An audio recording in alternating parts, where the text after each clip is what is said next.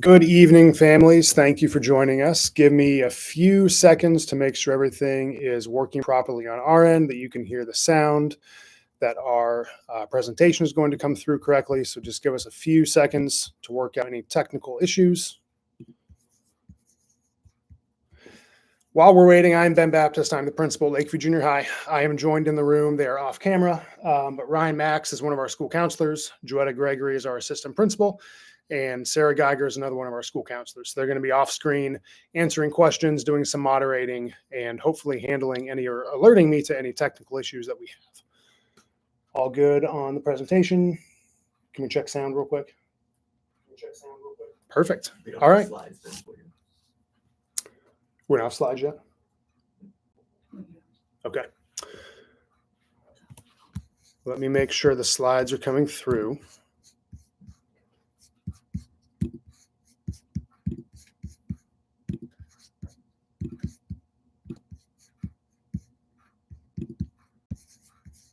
All right, slides are working now.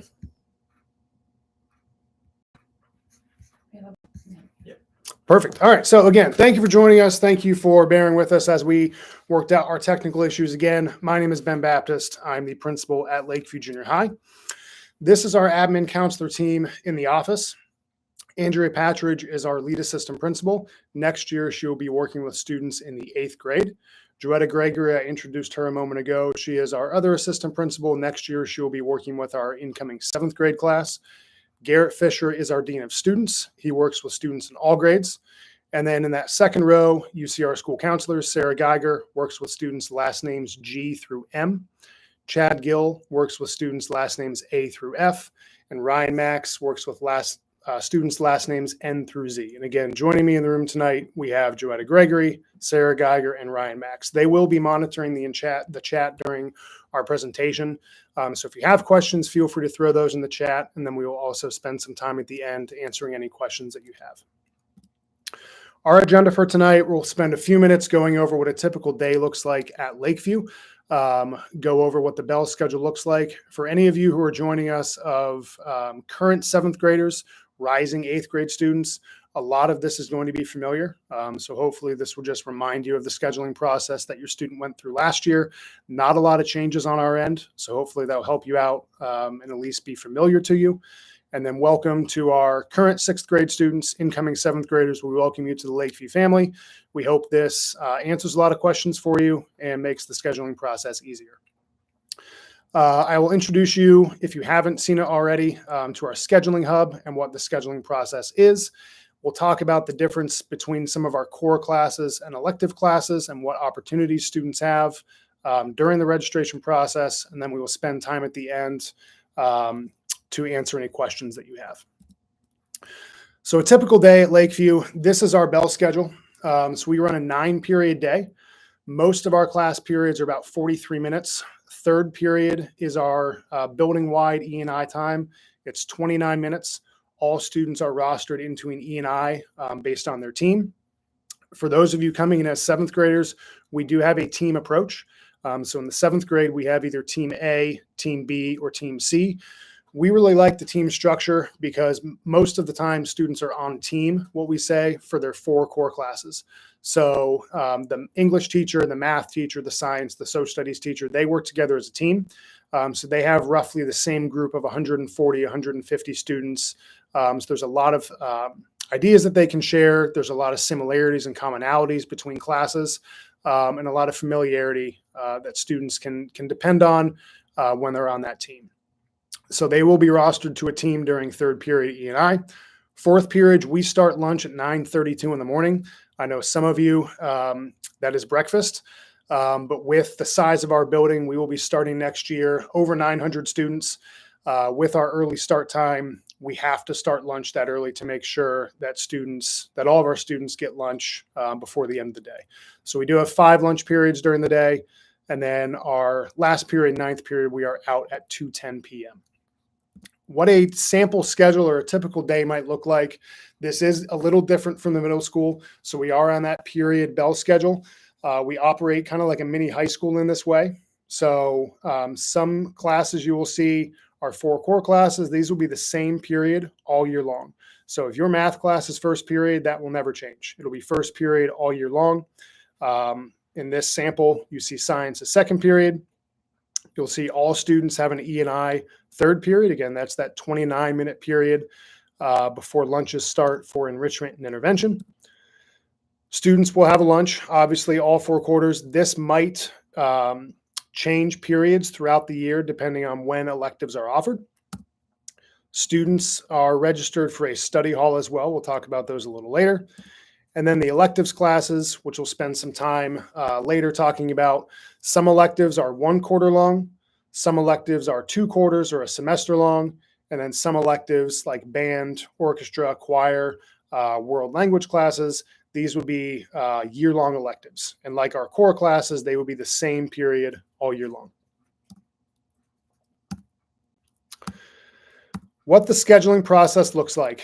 If you have already been into your students' portal on Infinite Campus and you've opened up the registration section, you will have noticed for most of our students, they have already been registered for a core class. So we preloaded these based on the classes that the students were in the middle school. If you have questions about what core class or why your student was registered into this specific core class, feel free to reach out, send us an email. A lot of times that depends on advanced standing or gifted placements, and we can touch base with Todd Stanley and Amy Frederick about that. But again, you will notice when you log into your students' portal, most of our students already have their core classes in there. All the students have to do is register for the electives. So we are asking our students to register for at least 8 units of electives. I'm going to go back a slide here to our sample schedule. So again, some electives last 1 quarter, some electives last 2, some electives last all 4 quarters. When we talk about scheduling units, you're looking at the number of quarters. So a quarter-long elective is going to be 1 unit. A 2-quarter-long or a semester-long elective is going to be 2 units, and a year-long elective is going to be 4 units. We're asking that our students register for at least 8 units of electives, and that is going to give them a full schedule. We always ask our students to register for more than that as well, to throw in some alternates, because it's possible that students may not get all of the electives that they register for. So if students want to register for 12 or 13 units of electives and put some elective choices as alternate selections, that'll help during the scheduling process when we build the schedules to make sure that our students have full schedules. So again, all we are asking our students to do throughout this process is register for their elective courses. Some of our families, our students are coming in on individualized education plans, IEPs. Our special education coordinator at the junior high level is Brittany Turnbull. These would be the core and support classes for our students with an IEP. These are designed to meet the services that are required through the IEP, meet the goals and the minutes of service. So what Mrs. Turnbull does, our spec ed coordinator, she works with the middle school and the junior high teams, the admin teams, the counselors, the coordinators, to create a best case scenario based on individual needs of students.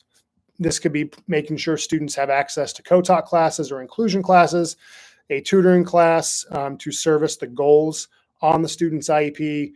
Some students may be enrolled in an independent reading course to work on some reading goals. Any related services students need, like occupational or physical therapy, and then any alternate assessment or special transportation considerations. So Brittany Turnbull is really the one to go to for any IEP related or special education related questions. Again, she is our coordinator at the junior high level, and she is going to work closely with the coordinators at the middle schools, both Tollgate and Harmon, to make sure that our students are coming in set up for success with their schedule. I mentioned Todd and Amy earlier. Any gifted related questions, we're going to encourage you to reach out to them. A lot of the questions right now are going to be based on the core classes that students are already placed into. So if you have a question about whether or not your student is going to be qualifying for Algebra 1 or Advanced Math 7 or Advanced Science 7 or Advanced Science 8, these would be the 2 to reach out to. They will know the qualifying scores. They can give you some insight into iReady percentile ranks, OST qualifications. You can always start with us, but we will probably loop them into the conversation as well to make sure that we are getting you some accurate information. The next thing I'd like to introduce families to, again, if you've not already seen this, this is our junior high scheduling hub. I'm going to switch really quickly, and I want to make sure that that comes through. If you guys on the side can give me a thumbs up. So this is our junior high scheduling hub. This is hopefully designed to be a one-stop shop for our students and families during the course registration process. So in that top left, or that purple left column, you'll see the scheduling information. This is going to house the junior high and high school course of study. The junior high courses start on page 89. You will see a digital copy of the elective request worksheet that students can use to help them plan out and choose the electives and make sure that they're signing up for at least 8 units of electives. There are written instructions as well as a video, I believe. Yep, here's the video down here about how to schedule courses through Infinite Campus, where to go to access the registration section, and then how to make sure that those selections are saved. And then an overview of our core classes. The gray and the black columns in this top section are going to be our elective videos. So this will give you some insight into what each elective course is about, what students can expect signing up for it. Most of our electives you'll see have links to videos or at least information. Some of them don't. But again, this has been designed to give students an overview as to what they might be signing up for if a course name sounds interesting to them. At the bottom, you will see the year-long electives, which I will get into in a few slides. Again, remember, most of our electives are 1 quarter long, some are a semester long, and then some listed down here are year-long electives. They will take place over the course of the entire year. At the bottom of this scheduling hub, you'll see that there is a Google form that we link. If you have questions at any point during the scheduling process, again, if you have questions right now, feel free to throw those into the chat. Ryan, Joetta, and Sarah are monitoring that, and they can answer those for you. But let's say tomorrow or over the weekend, even next week, you have questions. Feel free to click on that link to the Google form and type in your question. We are monitoring that daily, and we can get a response to you pretty quickly and hopefully help you out with an answer.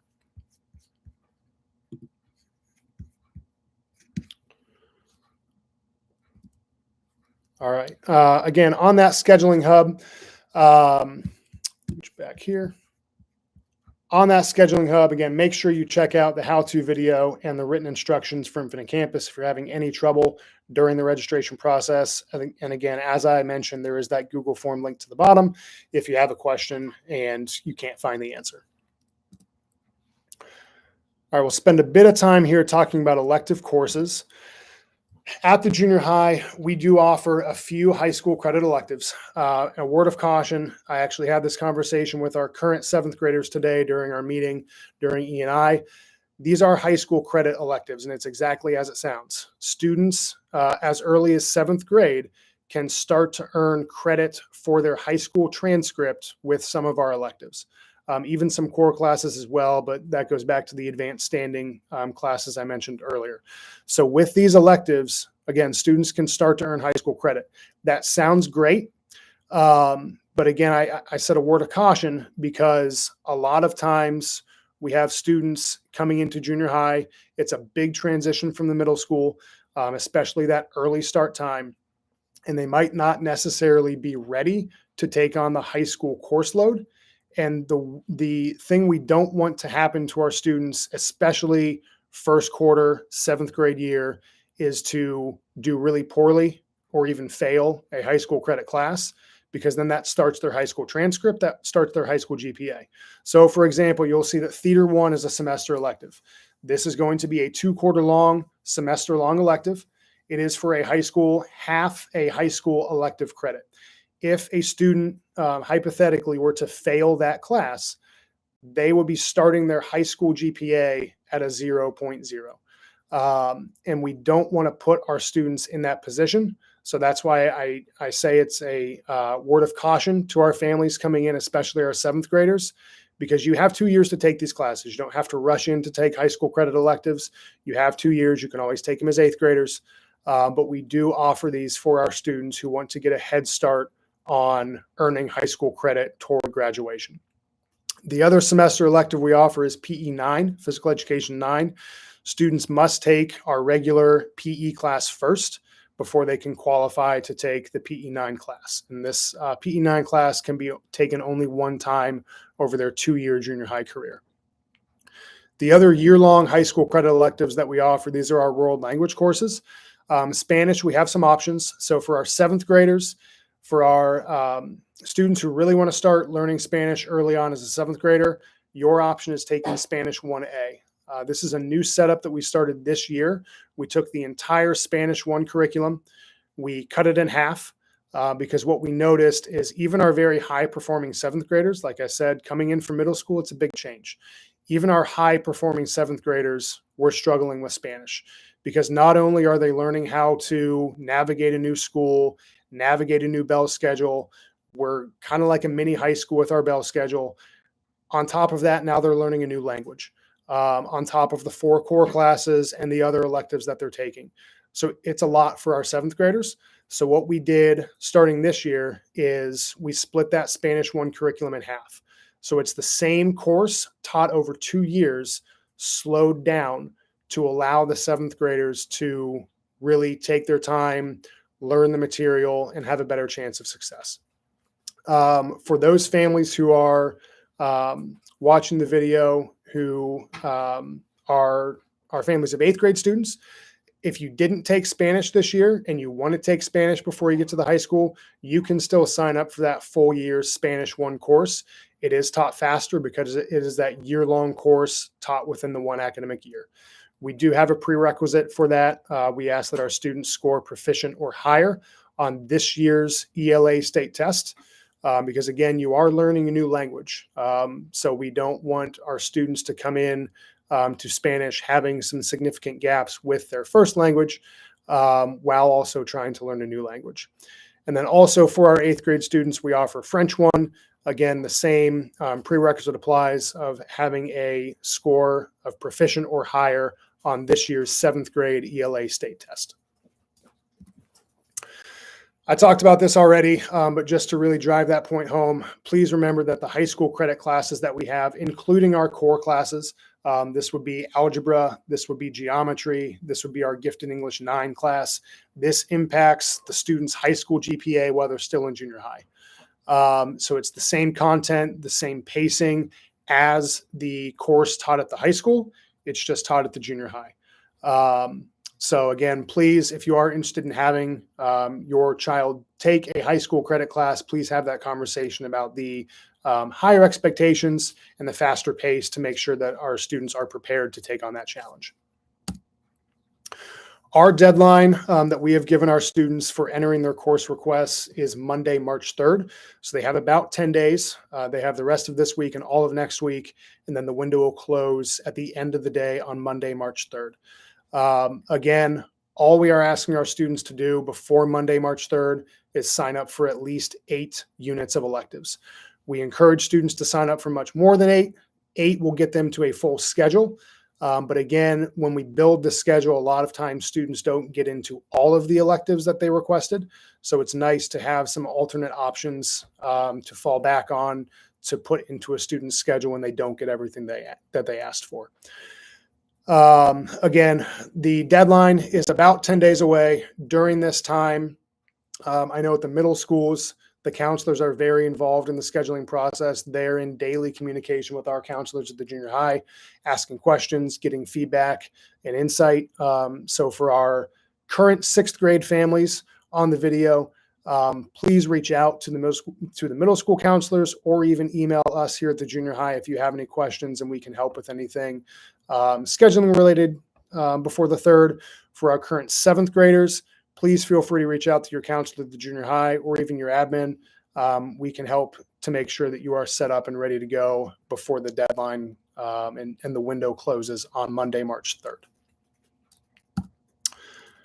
We're going to pause for a minute. This is the end of our presentation. So I will, if you don't have any questions, hopefully I answered a lot of questions during our presentation. So if you don't have any questions, feel free to stop watching and enjoy the rest of your night. If you do have questions, feel free to stay on, throw those in the chat, and then we will we'll try to answer those in real time as they come in.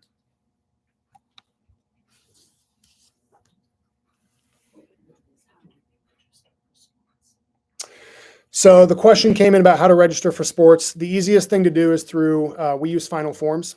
So if you go to the Pickerington website, you can even go to Lakeview's, you can access the Final Forms website. Pretty much what you will be doing at this point is just linking your child with a sport to stay up to date on any information that coaches are sending out. For our fall sports, we're still a few months away from coaches really sending out any information. But athletic registration is not part of this course registration at this point. Like I said, the best thing to do right now would just be to familiarize yourself with the Final Forms website, and then link your child with the sport or sports that they may be interested in, so you can stay up to date when coaches send out information as we get closer to the starting date for that season. I don't believe a world language. So the question was, is Spanish required for graduation? That's a good question. I spent some time at the high school, but that was 5 years ago, and I probably already forgot. I don't believe a world language credit is required for graduation. However, it is a requirement for the honors diploma. So a lot of the students at the high school take a world language because it helps them qualify for the honors diploma, but a world language credit, unless the laws have changed since I've been out of the high school, a world language credit is not required to graduate.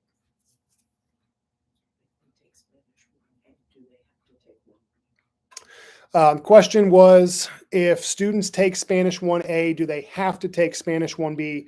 No, especially if students struggle in Spanish 1A, we're not going to force them to take a class that they are struggling with. Most of our students will naturally progress from Spanish 1A to Spanish 1B. But no, if students take Spanish 1A, they do not have to take Spanish 1B as an 8th grader. Electives are not first come, first serve. So if you get your course requests in tonight, there's no benefit over families who wait until Monday, March 3rd. It's really dependent on when we build the master schedule. It's really dependent on where the courses fall and where space is in students' schedules. We don't even get to see when students submit or save their choices. So scheduling is not a first come, first serve process. So take as much time as you need, as long as you have in your requests by Monday, March 3rd. That's all we ask. And then placement into a rostering or enrollment into electives is really just based on how the computer spits out the schedules after the master schedule is built. When will students know their official schedule for next year? The question was, when will students know their official schedule for next year? Probably not until late July, early August. So for our current 6th grade families, incoming 7th graders, we hold welcome days. Typically very early on in August, typically the first week, we normally have 4 different sessions where students can come in and pick up a physical copy of their schedule. I will let you in on a little secret. Normally, the district office activates the new school year a few days before that. So students can always get online and look at Infinite Campus and look at their schedule once they kind of hit the on switch for the 25-26 school year. But that typically does not take place until very late July or early August. Is study hall required? Good question. Is study hall required? We really encourage our students and families to allow for study halls on their schedule, especially our 7th graders. I've said this is probably the 3rd time I've said it. It's a big transition from the middle school, especially the early start time. We are a mini high school. We are moving through classes every 43 minutes. I'm not as familiar with the middle school setup, but I know it's not the 9-period bell schedule that we operate. Students are going to be in every quarter, they're going to be in at least 6 classes. So that's why we really encourage our students, especially our 7th graders, to have a study hall, because it gives them a break. It gives them some downtime to kind of catch their breath. It gives them some time during the day to work on any classwork or homework. With that said, study hall is not required. We know that some families and students want to take maybe 2 full year electives, like Spanish, for example, and orchestra, for example, but they also still want to take medical detectives, and they want to take yoga. They want to take social justice. So study halls are not required. If a family wants to remove study hall as a required course on their student schedule, please email me. The student can email me, but I'm also going to reach out to the family as well to make sure family is on board. So have your student or you can email me directly just with that request, and we will just make a running list, and we will remove study hall as a required class. It will still stay on the student's schedule as an alternate elective. But so a short answer to that is no, study halls are not required. However, we highly encourage it, especially for our 7th graders. How are advanced classes going to look, and what will they be? What are advanced classes going to look like, and what are they going to be like? It really depends on the content. So English, for example, it could be some of our students are in an advanced grade level. So some of our 7th graders might be taking the Gifted English 8 class. So it's going to be the 8th grade content for a 7th grader. Some of our 7th graders might be taking Gifted English 7. These could be in that class. The difference would be a faster pace, more in-depth analysis and discussion. Could be capstone or research projects associated with the content. It's still going to be much of the same curriculum, but taught at a faster pace and at a deeper level than our English 7 course compared to Gifted English 7. Math courses, it is an entirely different concept because the math has a wide-ranging set of concepts and curricula. So you're looking at algebra compared to Math 8, which would be just delving into the beginning teachings and understandings of pre-algebra concepts. Advanced Math 7 compared to Math 7 is going to mix in some 8th grade math content, because then the idea is that our students in Advanced Math 7 will be taking algebra the following year. And then the other difference would be our advanced science classes compared to just our grade level science, our Science 7 or Science 8. Similar to English, it's going to be taught at a faster pace, deeper analysis, deeper conversations, maybe some independent research projects for the students, but similar curriculum, taught at a faster pace and at a deeper level. For students who took the AP placement test last 2 weeks, when will they get their scores? The question was for students who took an AP placement test or maybe an AccuPlacer test for College Credit Plus courses, when will those students be getting their scores? I'm going to defer to Dean Sabetta for that answer. I don't know the answer off the top of my head. Dean Sabetta is our AP and CCP guru for the district. So his email, you can find it on the website, but it's Dean, DEAN _ Sabetta, SABETTA @plsd.us. Do you prioritize 8th grade requests since it's their last year? The question was, do we prioritize 8th grade requests since it's their last year? No. Again, the scheduling process is really done through the computer. Now, if there is a class that maybe an 8th grader was not able to get as a 7th grader and they really want it and it's not on their schedule, we can try to work some things on our end, but that's really by a case-by-case basis based on student request. But there's nothing in the scheduling process when student schedules are built that automatically prioritizes 8th grade students. Someone asked, where is the hub located in Infinite Campus? A family asked, where is the scheduling hub located? So the scheduling hub is not actually located anywhere within Infinite Campus. For our current 7th graders, It is going to be linked on their team's Google Classroom page. For our current 6th graders, this has been sent out through the communications from the counselors. So I would either look through some emails from the counselors. It might be linked on a timeline that was sent to families, or again, just reach out to me or anyone on our staff and we can get you that link, or feel free to reach out to the counselor at the middle school and they'll be happy to share that link to the scheduling hub.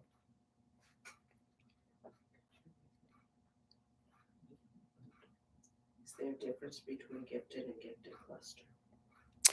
The question was, is there a difference between gifted and gifted cluster? Easy answer, I'm going to defer to Todd Stanley and Amy Frederick for that. I believe it's based on testing and identification scores and where students are placed. But in terms of where they are currently placed, I would have you reach out to Todd or Amy to get the specifics for those decisions and where students fall based on test scores.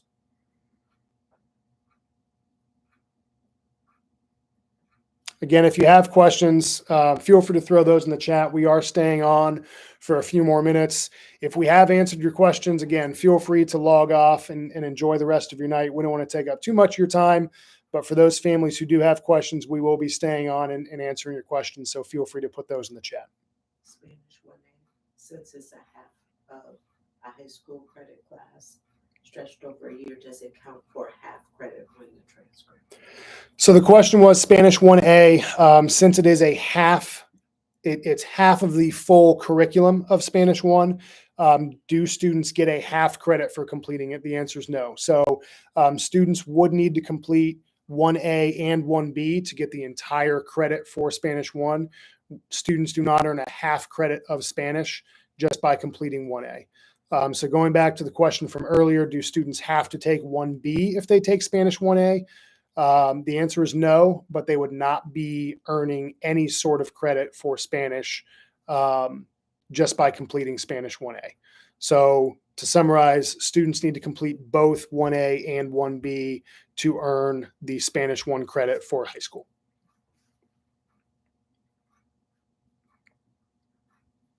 Any other questions coming in?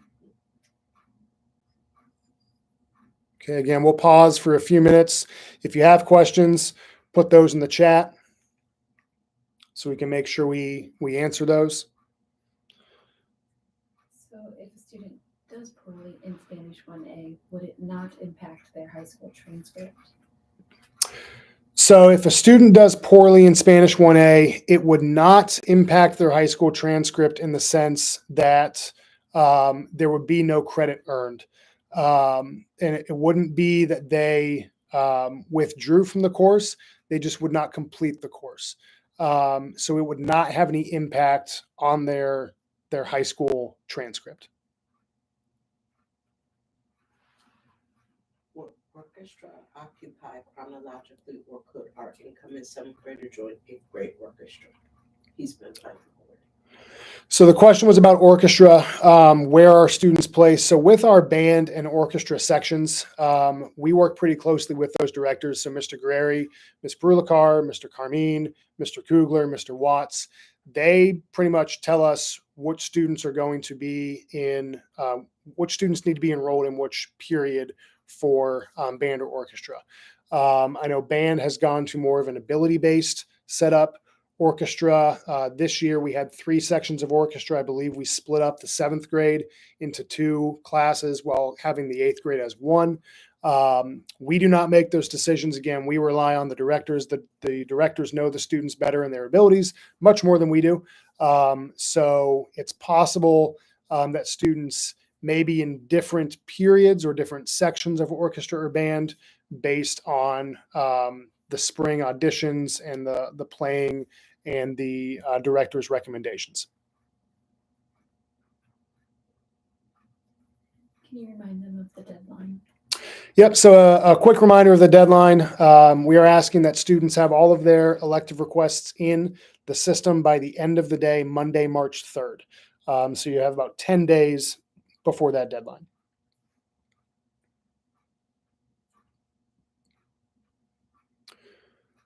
Well, I want to thank you all for spending some time with us tonight. Again, I know asking our families to join on a weeknight when you have a lot of other commitments is a tough ask sometimes. But thank you for taking time out of your evening to join us. Again, I'm Ben Baptist. I'm the principal at Lakeview. I am going to go back to our contact information really quickly.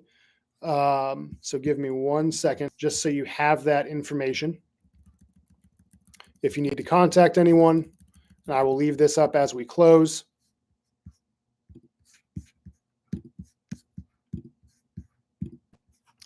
So hopefully you're seeing our contact information on the screen. Again, these are our emails at the junior high. Feel free to reach out to any one of us. Again, our counselors, if you want to reach out to your student-specific counselor, Sarah Geiger works with students' last names G through M. Chad Gill works with students' last names A through F. And Ryan Max works with students' last names N through Z. Again, thank you for taking time out of your evening to join us. If you have questions, please reach out. Enjoy the rest of your night.